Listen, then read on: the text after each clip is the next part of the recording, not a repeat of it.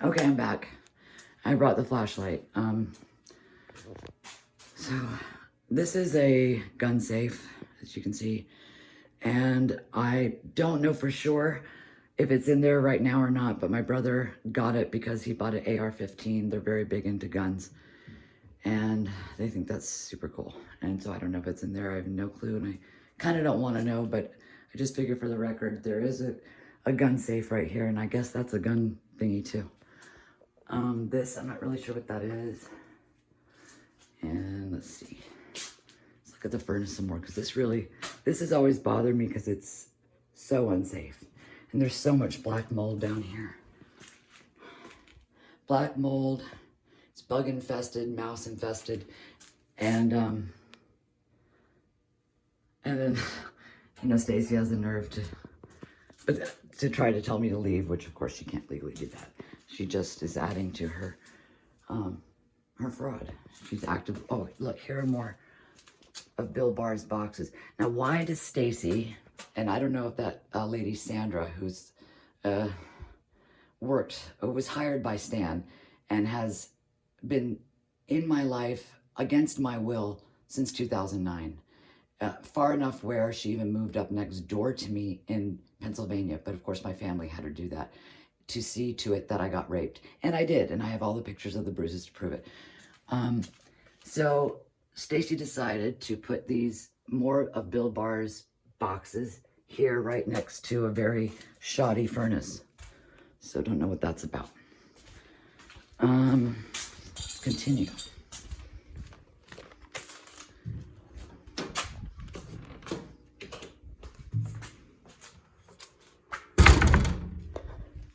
And they say the weirdest things. Like, why is that? See that chandelier? Those balloons were left over from Kelly's 10th birthday party. That thing is a piece of crap, yet they feel the need to save it. That's always bothered me. It's like they have, like, their trophies or something. It's so weird. And refer to that letter Kelly sent on April 18th, 2008. And that was 20 days before she killed herself, trying to reach out for help. Under here, all this crazy wiring too. Like, I don't know. It just seems to go everywhere, and there's just so much of it. And it all does something. They'll have all the, like, main, you know, appliances and things that should be working, not working, but they have other stuff that you wouldn't even know exists, totally up and running. But they do a really good job of where you'd never know it, because it just looks like an old rickety fucked up house, which it is. This is a bunch of, this entire room, this is what they call the ping pong room or the middle room of the basement, filled up with John's stuff when he moved here from California, from San Francisco.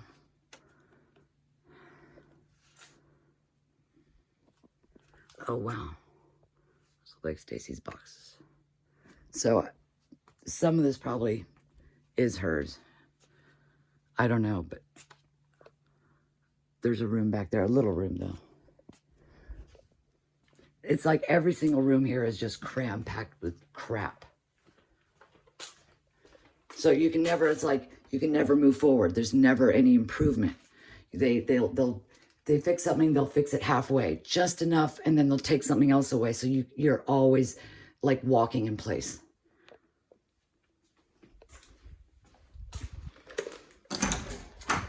Okay, here's the garage. If you could smell it, oh my God. This is our nasty water system. So God only knows really, because there's a lot of oil in the ground, and I found a lot of oil tops of cans, even just the other day, that have been laying around on the property. There's a picture my brother did, my brother Peter. He's a Photoshop expert.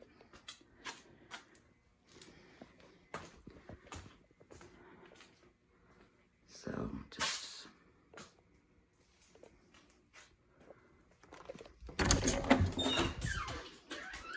This right here, I'm gonna go up this way when I'm done, but this is the front stairwell to the basement. And back there is, you know, the back one. All right, so here we're coming around to the front underneath here. Let's see, these are more wires running through. This is underneath the front stairwell to the basement.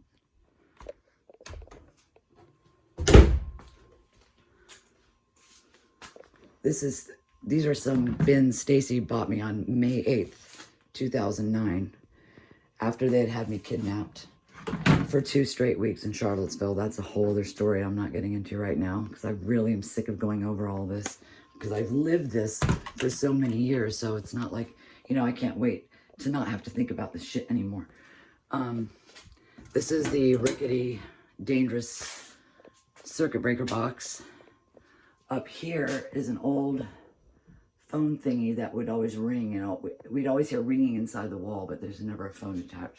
But I got the phone guy to disconnect that because there was no need for it. Here is what used to be the office, my father's office back in the early 70s.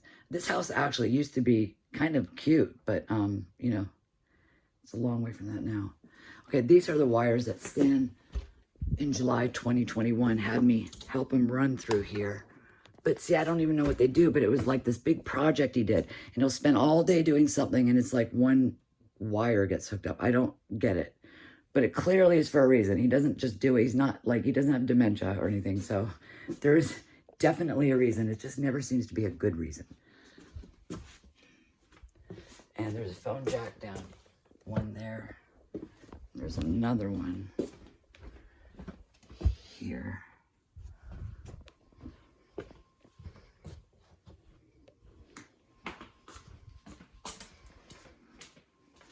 Okay, make our way up the front stairwell. Turn the light. I think it might be locked. No, it's not good. Hi, sweetie. So we're back in the family room here. Now let's go upstairs. Oh, here's some more. I don't know if I showed this. This always seemed normal to me, but now I really realize it's not. These vents that go up through the walls here, or through the floors, and then down through here. I don't get it. Just like I don't get the fact that we only have 3 fireplaces, yet in the chimneys, there are 5 different separate things for, like if you had 5 chimneys. So they've got something going with that too, and I just don't understand enough about this stuff. And I know a lot of people do though, so. Okay. This is, well, let me backtrack. This was my bedroom right here when I was a little girl. It was also Kelly's bedroom at the time of her death. And then Stacy has gone to make it a family archive room, which she wouldn't let me in. And I'm like, excuse me, but I can go in. And then lo and behold, she's got a lot of Kelly's and Melanie's school stuff, and my divorce papers from my husband, and my sleep study, because I was diagnosed with narcolepsy in the early 2000s. I don't know why they have this. I don't know what makes them think that they're entitled just to take people's things, but that's what they do. And Anne is always buying shit and putting it in here too. This is the room. This was my brother James's room when we were little. That was my room, and this was James's room. And it used to have this, that's the rug underneath. That's the original rug when it was James's room. And more paint, like you'll see painting stuff everywhere. All this stuff. And there are a bunch of litigation boxes back there. I guess that's what you call them, those light speed litigation. So anyway, and through there is an attic called the carport attic. Oh, and here are things Stacy saved because she worked at Kirkland Ellis. I don't know why she saved it, like she cares about this stuff. Kirkland Ellis, 2009 inauguration, 2013 parade route.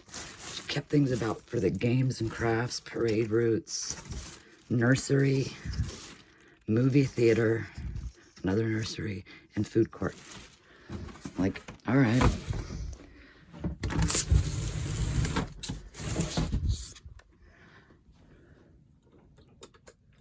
There's no light in here, of course. This is the carport attic. Just more shit. A lot of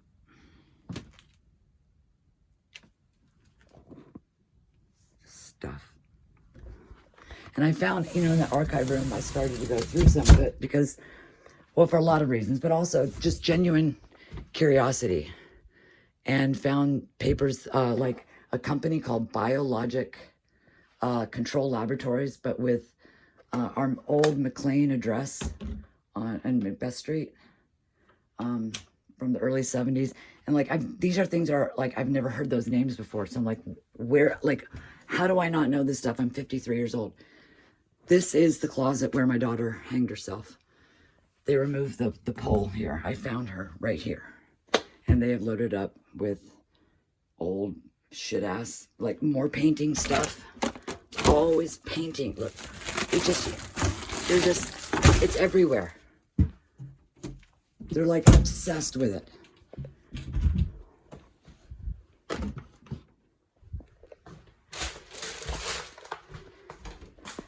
And they're obsessed with grills and heaters. And they just shove them in closets.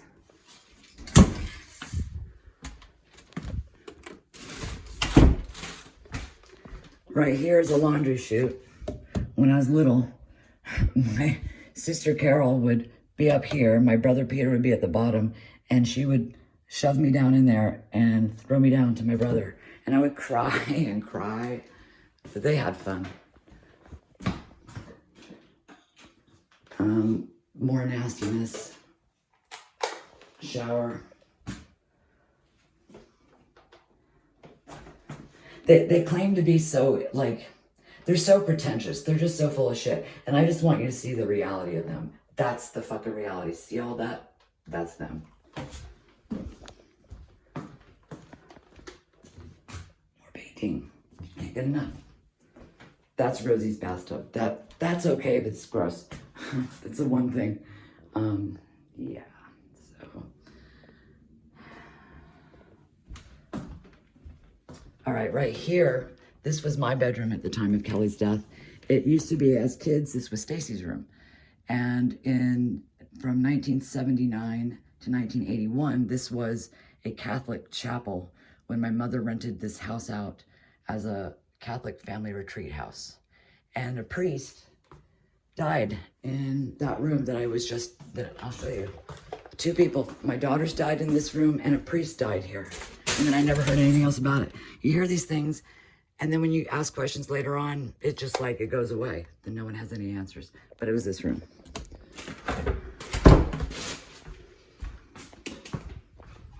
So back here, this was the chapel, and right there was the altar.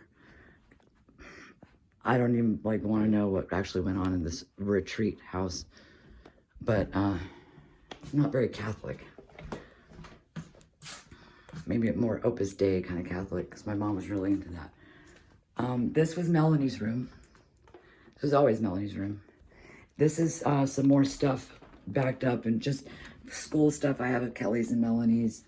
Things that were in my car, discs, Kelly's favorite Robert Frost poetry book, and then this, I hope you had as much fun as I did. I think that was sarcasm to Matt Yonke, because she started seeing her, actually it was Melanie's music teacher.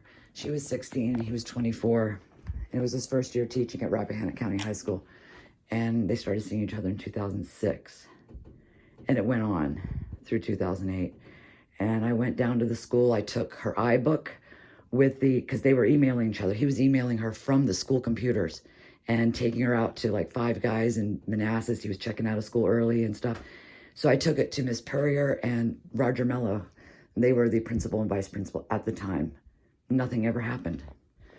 Kelly's reached out. She reached out to the local police. We've done everything we can. And it's now 2023. And now finally my family's seeing accountability. And I'm really fucking glad. Sorry I'm cussing so much. That's just the way I am. This is called the Dark Hole. And again, they just put stuff here. They'll literally come here for an hour, do this, set up a bunch of books, and then go, okay, bye. I'm like, yeah, okay, bye. Or they did the same thing here. John and Stacy came here about, I don't know, 2 months ago, all gung-ho for like 2 hours, like, okay, we got to paint.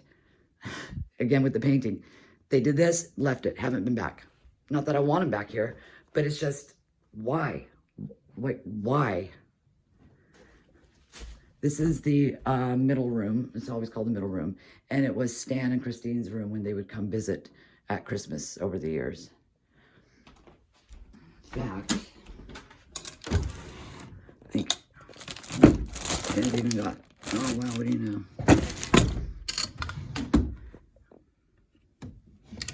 Just stuff.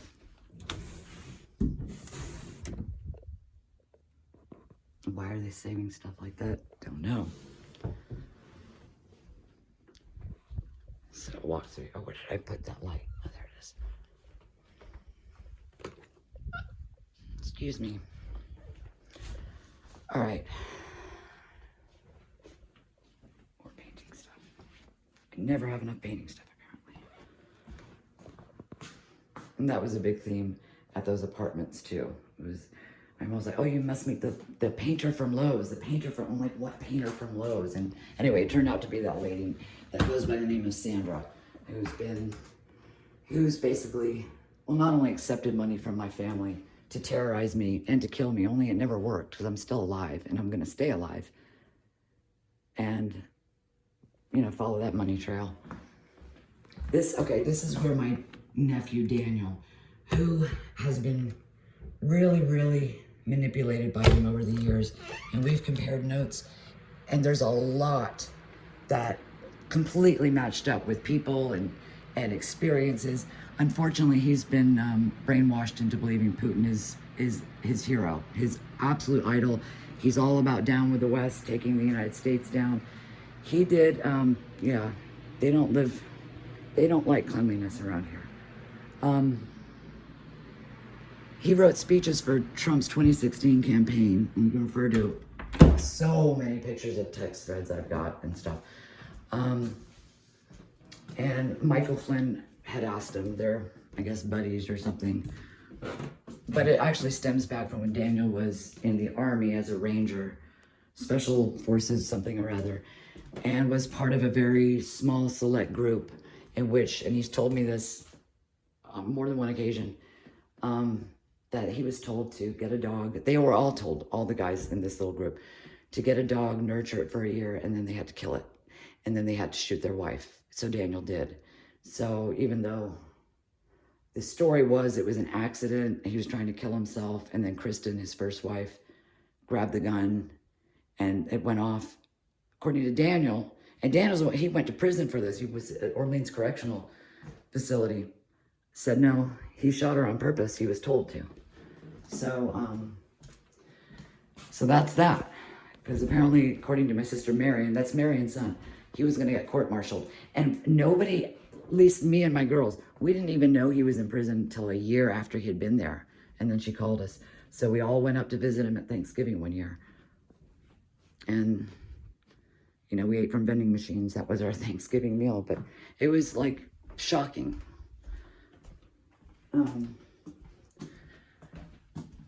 I guess I can go down the back stairwell, might as well. I don't think I've been down there. But anyway, so this is what the reality is of the house, of the inside. And, you know, I'm ready just for the deed stuff to be finished and transferred in my name so I can sell this, and Melanie and I can just start a life, just live. It's all we ever wanted. And back here. That's about it. I know there's a million other things I want to say, but like I said, I've said it all before and a million times, and I'm just so tired. Physically, mentally, emotionally, spiritually tired. I really am, but I'm all right. I got a lot of will. So, that's about it. Talk to you later. Oh, by the way, today is March 7th, 2023.